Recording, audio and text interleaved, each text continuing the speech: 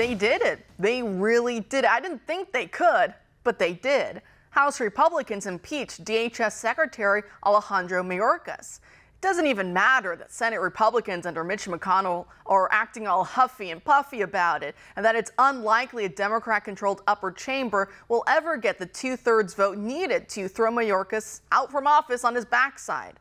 Because all that matters right now is that House Republicans played hardball, finally, like Democrats. And so Mayorkas will forever be remembered as the first cabinet member to be impeached in nearly 150 years.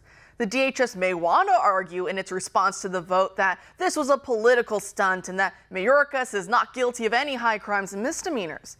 And while I think the argument falls flat on its face, it's worth pointing out that even if it was merely political, what do they think the impeachments against President Trump were all about? Those were the ultimate epitome of political stunts by political operatives who could never actually prove their case in any real court of law.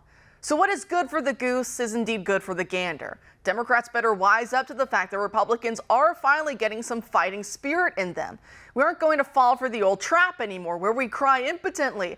Democrats can't do that. It's unconstitutional, even as they do it anyway. Or this one. Imagine if the situation was reversed. They, the Democrats, wouldn't like it too much. It's not fair. Well, now, like the Cold War era doctrine of MAD, mutually assured destruction, we're finally putting a check on Democrats. They better think twice before shredding up our Constitution any further, because it's the only thing that protects us, and even then, we're saving them from themselves. Wannabe commies only learn the hard way. So getting back to this impeachment vote, it passed narrowly 214 to 213.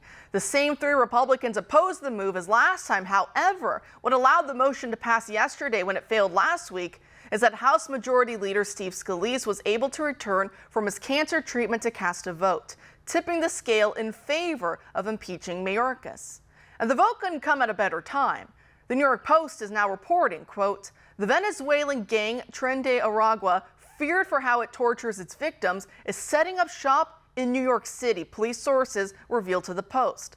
Gang members recruit migrants from shelters and as they come off buses from Texas, putting them to work in retail theft rings or on mopeds grabbing phones and handbags and roughing up pedestrians.